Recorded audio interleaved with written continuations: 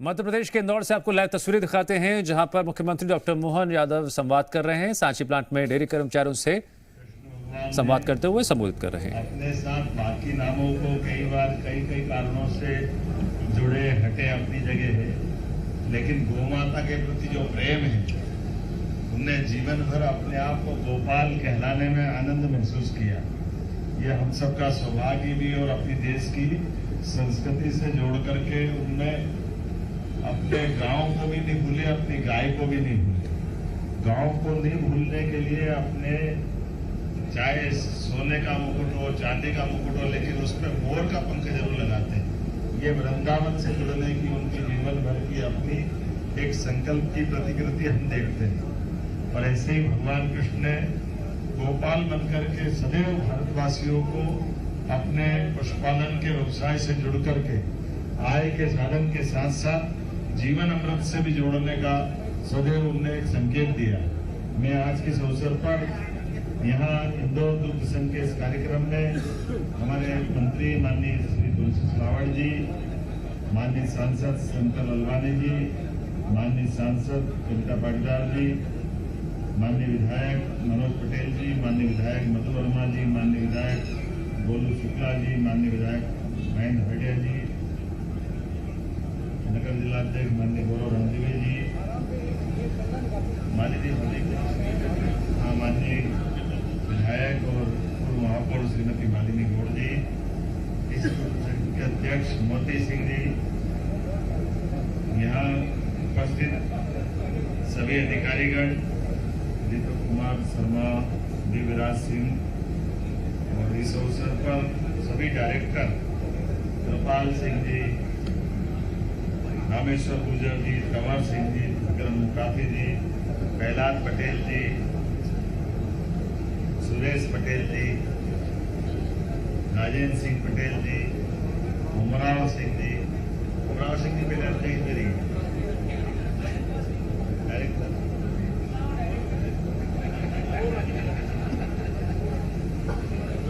इस अवसर पर तीनों भाई नरेंद्र जी, हमारे सोनकर जी, चावड़ा जी, सारे के सारे वरिष्ठ नेतागण, इस अवसर पर सभी दुग्ध संघ के अधिकारीगण, कर्मचारीगण, आउटसोर्स के सभी बंधुओं, पत्रकार साथियों, यशस्वी प्रधानमंत्री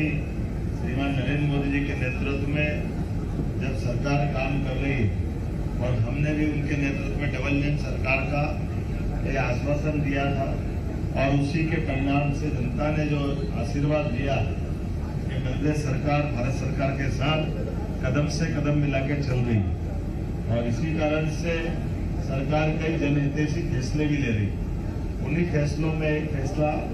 हमारा दुग्ध संघ से जुड़ा हुआ भी आप सबकी जानकारी के लिए कि हमारे पास दुग्ध संघ के माध्यम से अगर भारत में दूध के उत्पादक प्रदेशों की बात करेंगे तो भारत में तीसरा सर्वाधिक दूध उत्पादक राज्य की गिनती में मध्य प्रदेश आता है, लेकिन अभी ताली आधी है। मैं इसीलिए बोल रहा हूँ, जो नंबर 1 और 2 पे है वो राज्य है क्रमशः उत्तर प्रदेश और राजस्थान। उनकी और हमारे में क्या अंतर है, तो हम ये मान के चलो तो पूरे देश के उत्पादन क्षमता में 9वां नंबर हमारा 9% का, लेकिन जो क्रमांक तीसरा, और ये राजस्थान और अगर उत्तर प्रदेश की बात करें तो ये 18 से 20% तक दूध उत्पादन करवाते हैं। राजस्थान ने पिछले 4-5 साल पहले NDDB के माध्यम से MOU किया और उन्होंने अपनी उत्पादन क्षमता बढ़ाने में कुशलता हासिल की। यही स्थिति हमने जोड़ी है कि हमारे यहाँ लगभग आज की स्थिति में 51,000 से ज्यादा गांव है और बड़े पैमाने पे दूध उत्पादन की क्षमता, योग्यता सब कुछ है, लेकिन हमारी दो दुविधा है कि दुग्ध संघ के माध्यम से 1980 से जब हमने कदम बढ़ाए तो ये मालवा का बेल्ट, जैसे इंदौर दुग्ध संघ हमारा बहुत अच्छा है, 700 करोड़ का टर्नओवर है, काफी बड़ा आपका रिच इलाका। इसी प्रकार से उज्जैन, इंदौर, भोपाल, एकाध पर दुग्ध संघ और छोड़ दो, बाकी सब घाटे में। ये दो एक ही हमारे महासागर मान लो, बाकी पूरे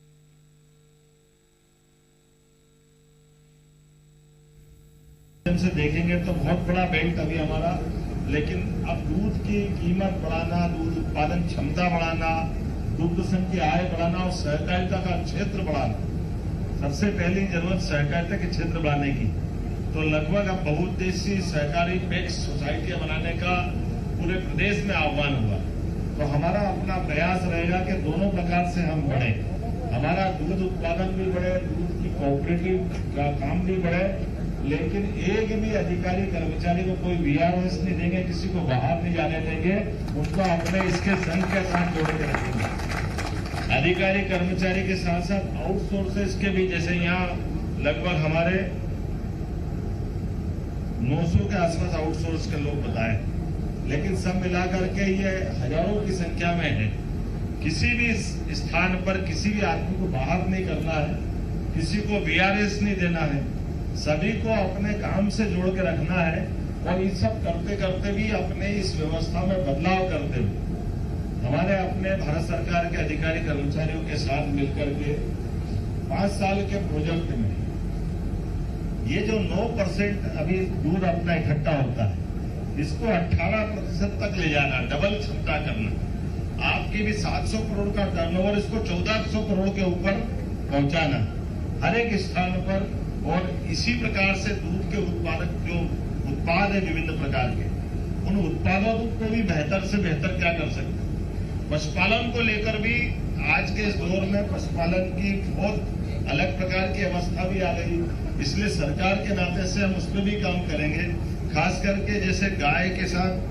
दूध वाली स्थिति है, तो दूध में खरीदने में कोई कठिनाइयां रहती थी, तो वो दूध गाय का भी खरीदेंगे, भैंस का भी खरीदेंगे। और उसके अलावा भी हमारे पास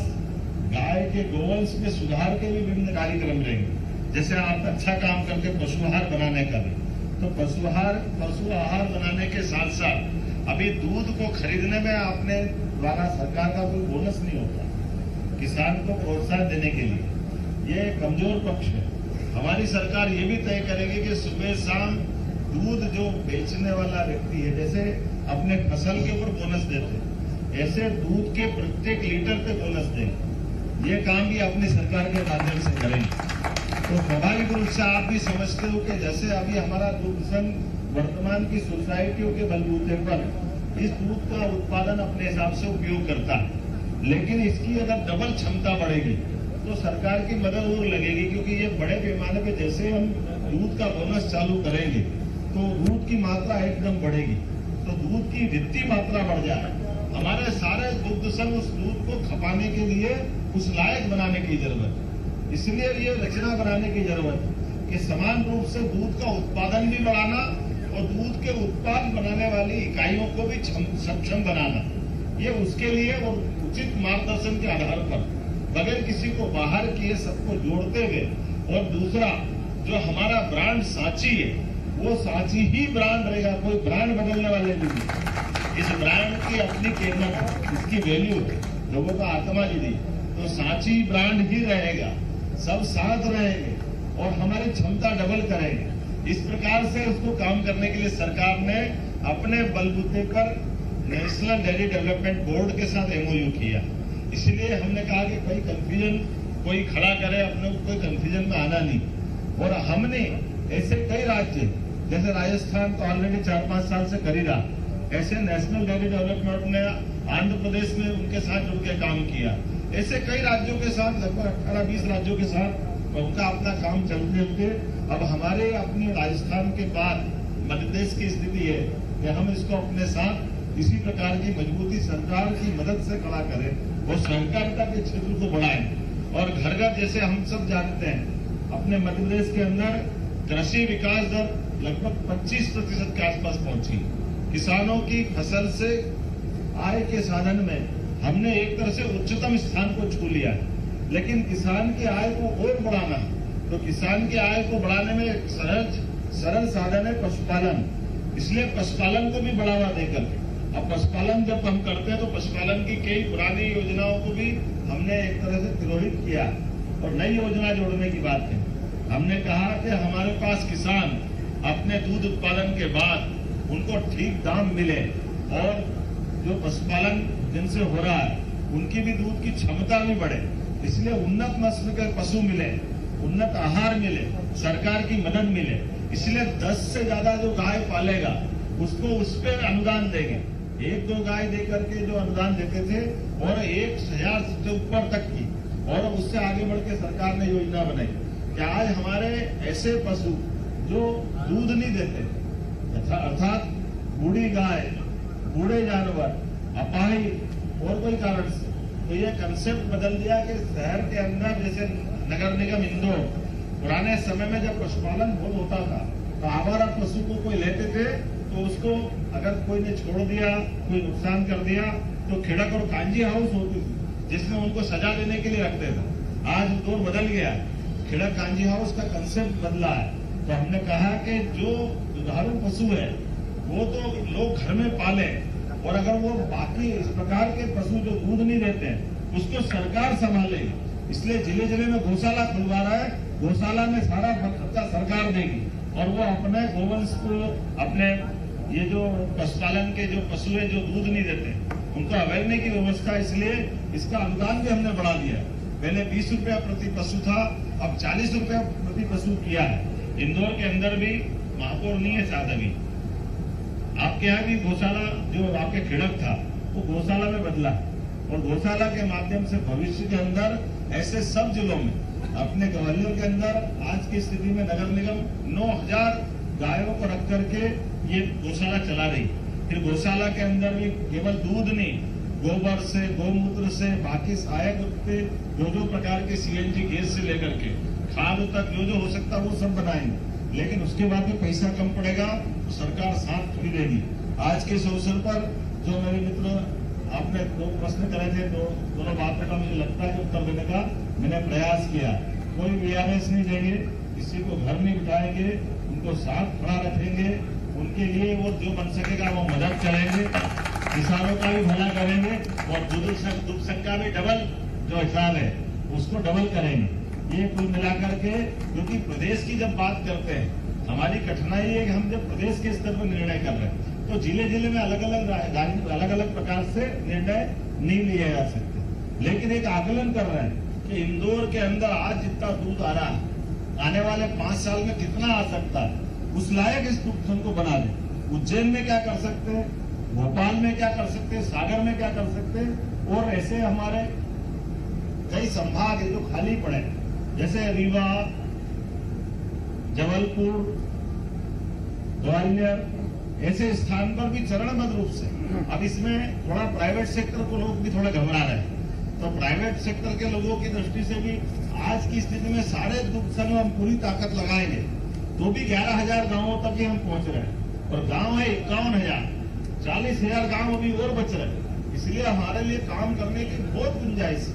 इतनी गुंजाइश है कि ये एक तरह से दूध की जो क्षमता अभी हम 18% का टारगेट ले रहे हैं, ये 18% का टारगेट भी हमको डबल से आगे बढ़ना पड़ेगा। इतना दूध अपने मध्य प्रदेश के अंदर है, लेकिन अब ये काल के प्रभाव में नई तकनीक भी आ रही है और हम सब मिलकर संकल्प करेंगे तो यशस्वी प्रधानमंत्री नरेंद्र मोदी जी और जब से सहकारिता मंत्री माननीय अमित शाह जी बने, सबके प्रेरणादायी मार्गदर्शन के बलबूते पर, सरकार के सहयोग से, अब आप बताइए, ये नेशनल डेयरी डेवलपमेंट बोर्ड जो अच्छे राज्य गए हैं तो वो अपनी अलग अलग प्रकार की तकनीक देने जब आते हैं तो 4% की कंसल्टेंसी लेते हैं, उसके बाद वो सहयोग करने आते हैं। हमारे पास आज ऐसे राज्य जहां बड़ी संभावना और हमने बुलाया तो हमारे पास आने के बाद वो अपना कंसल्टेंसी पूरी माफ कर रहे हैं। 4% जैसे 1,000 करोड़ का काम अगर करना तो उनको 40 करोड़ की हमको फीस देना पड़ेगी, लेकिन वो 40 करोड़ भी छोड़ रहे हैं, बल्कि अपने पास से वो अपने को लगभग 50 से 100 करोड़ की अलग से मदद करेंगे, भारत सरकार अलग से मदद करेगा, और इसके माध्यम से एक तरह से दूध की क्रांति आने का समय, ये बदलाव का समय, इस बदलाव के समय को हम सब पहचाने। इसीलिए मुझे लगा कि आज जब मैं आ रहा हूँ यहाँ पे तो मुझे लगा कि अपने को दूध संघ के बीच में भी आना चाहिए। हमारे सभी अधिकारी, कर्मचारी, दूध संघ के लोग अभी तो यहाँ है, आने वाले समय में दूध उत्पादक अर्थात किसानों के बीच में जाकर भी बड़े बड़े सम्मेलन करते हुए हम उनकी क्षमता कैसे बढ़ाएं, क्योंकि हमारा सबका प्रयास है कि भारत बदलते दौर में जब दुनिया की तीसरी अर्थव्यवस्था बनना चाहता है तो हमारे जो भी संभावना के क्षेत्र, ऐसे प्रत्येक संभावना के क्षेत्र में काम करना पड़ेगा। आप सबने मुझे बुलाया और बोलने का मौका दिया, आप सबका आभार बहुत बहुत धन्यवाद।